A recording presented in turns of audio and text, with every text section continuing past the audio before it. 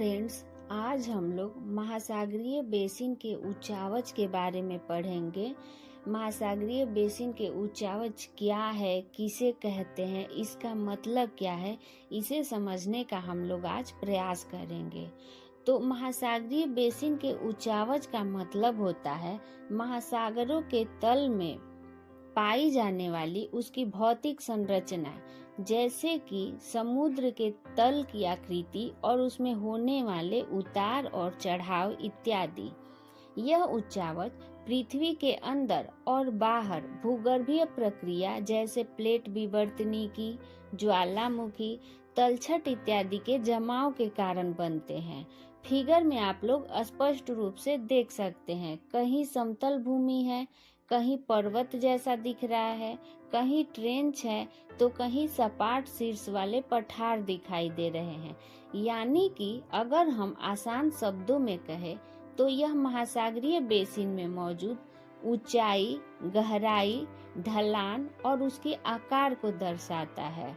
दोस्तों, महासागरीय बेसिन के उच्चावच को मुख्य रूप से 6 भागों में बांटा गया है, जिसमें पहला है महाद्वीपीय मग्न तट, जिसे इंग्लिश में हम लोग कॉन्टिनेंटल शेल्फ कहते हैं। दूसरा है महाद्वीपीय मग्न ढाल, जिसे हम लोग कॉन्टिनेंटल स्लोप भी कहते हैं।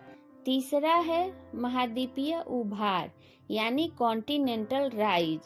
चौथा है गहन सागरीय मैदान यानी डीप सी प्लेन्स। पांचवा है महासागरीय गर्त यानी ओशन ट्रेंच। और छठा है मध्य महासागरीय कटक, जिसे हम लोग मिड ओशनिक रिज भी कहते हैं। अब हम लोग इन 6 भागों को एक एक करके विस्तार से समझने का प्रयास करेंगे। तो इसमें सबसे पहला है महाद्वीपीय मग्न तट यानी कॉन्टिनेंटल शेल्फ। यह महाद्वीप का पार्ट होता है जिस पर समुद्र के जल का विस्तार पाया जाता है। इसकी औसत गहराई 100 फैदम या 200 मीटर तक होती है। इसका जो औसत ढाल है वो 1 डिग्री या 17 फीट प्रति मील होती है। अगर संपूर्ण महासागर की बात की जाए तो यह संपूर्ण महासागर में 7.5% क्षेत्रफल पर इसका विस्तार पाया जाता है। सबसे ज्यादा अटलांटिक महासागर में इसका विस्तार पाया जाता है, जो लगभग 13.3% भाग पर।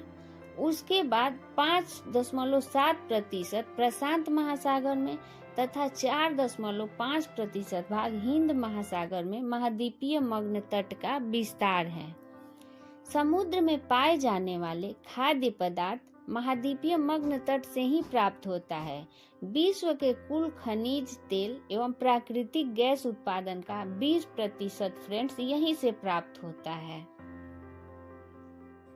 अब हम लोग बात करेंगे कॉन्टिनेंटल स्लोप के बारे में, यानी महाद्वीपीय मग्न ढाल के बारे में। तो महाद्वीपीय मग्न तट से आगे सागर की ओर तीव्र ढाल वाले भाग को महाद्वीपीय मग्न ढाल कहा जाता है। इसका औसत ढाल 2 डिग्री से 5 डिग्री तक होता है तथा इसकी औसत गहराई 200 से 2000 फैदम यानी 3660 मीटर होती है। इसकी एक खास बात यह है कि इस पर तीव्र ढाल वाली अंतःसागरीय कंदराएं, जिसे हम लोग सबमेराइन कैनियंस भी कहते हैं, पाई जाती हैं। संपूर्ण महासागरों के 8.5% भाग पर महाद्वीपीय मग्न ढाल का विस्तार पाया जाता है। अटलांटिक महासागर में इसका विस्तार 12.4% भाग पर है। प्रशांत महासागर में 7% भाग पर तथा हिंद महासागर में 6.5% भाग पर महाद्वीपीय मग्न ढाल का विस्तार पाया जाता है। अब हम लोग बात करेंगे तीसरा महाद्वीपीय उभार यानी कॉन्टिनेंटल राइज के बारे में। तो इसका औसत ढाल 0.5 डिग्री से 1 डिग्री होता है। इसका सामान्य उच्चावच काफी कम होता है।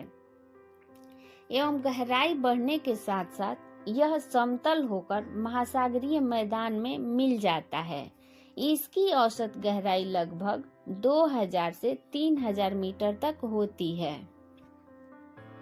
चौथा है डीप सी प्लेन्स यानी गहन सागरीय मैदान। संपूर्ण महासागरीय क्षेत्रफल के 75.9% भाग पर डीप सी प्लेन्स का विस्तार पाया जाता है।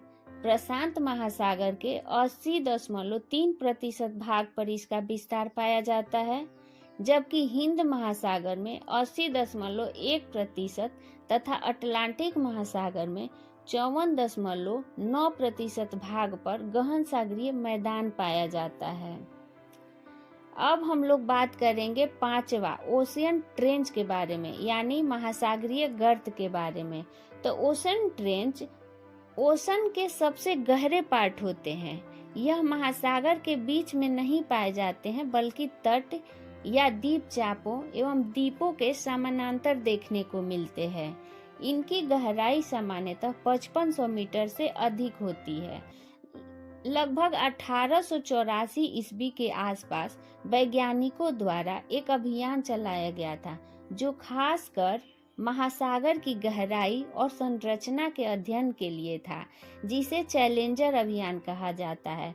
दोस्तों, इस दौरान लगभग 57 गर्तों का पता लगाया गया था, जिसमें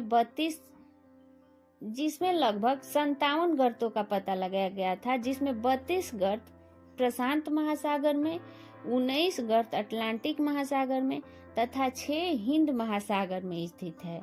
विश्व का सबसे गहरा गर्त, जो प्रशांत महासागर की गुआम द्वीपमाला के निकट स्थित है, इसे मैरियाना गर्त कहा जाता है, जिसकी गहराई लगभग 11,033 मीटर है। इसी तरह पेरू-चिली गर्त, जावा गर्त, टोंगा गर्त, सुंडा गर्त, प्यूर्टोरिको गर्त इत्यादि बहुत सारे गर्त हैं। अब हम लोग लास्ट मिड ओशनिक रिज के बारे में पढ़ेंगे। छठा नंबर, मध्य महासागरीय कटक। यह समुद्र में स्थित एक विशाल पर्वत श्रृंखला है, जो समुद्र के तल में पाई जाती है। इसकी कुल लंबाई लगभग 75,000 किलोमीटर है। ये कटक या तो पठार के रूप में है या पर्वत के रूप में है। कहीं कहीं इसके शिखर समुद्र के जल स्तर से ऊपर उठ गए हैं, जिससे द्वीप का निर्माण हुआ है, जैसे अर्जोश द्वीप। दोस्तों, ऐसा माना जाता है कि इनका निर्माण 2 प्लेटों के एक दूसरे से दूर खिसकने के कारण हुआ है। जैसे 2 प्लेट एक दूसरे से दूर खिसके तो वहां ज्वालामुखी क्रिया हुआ, जिसके कारण इसका मध्य महासागरीय कटक का निर्माण हुआ है। इसके कई सारे एग्जाम्पल है, जैसे मध्य अटलांटिक कटक, जो अटलांटिक महासागर में स्थित है, जिसकी आकृति एस अक्षर जैसी है। दूसरा है पूर्वी प्रशांत कटक, जो प्रशांत महासागर के तल में है, तथा तीसरा है हिंद महासागर कटक, जो हिंद महासागर में है, इत्यादि। तो फ्रेंड्स, महासागरीय बेसिन के उच्चावच पृथ्वी के भूगर्भीय इतिहास, पर्यावरणीय संतुलन और प्राकृतिक संसाधनों के दृष्टिकोण से यह काफी महत्वपूर्ण है। इनका अध्ययन न केवल विज्ञान और प्रौद्योगिकी के लिए, बल्कि मानव अस्तित्व के लिए भी आवश्यक है। तो फ्रेंड्स, आज का हमारा वीडियो कैसा लगा हमें ज़रूर बताएं। अगर वीडियो पसंद आया हो तो लाइक करें, शेयर करें और मेरे चैनल को सब्सक्राइब करना न भूलें। Thank you. Have a nice day.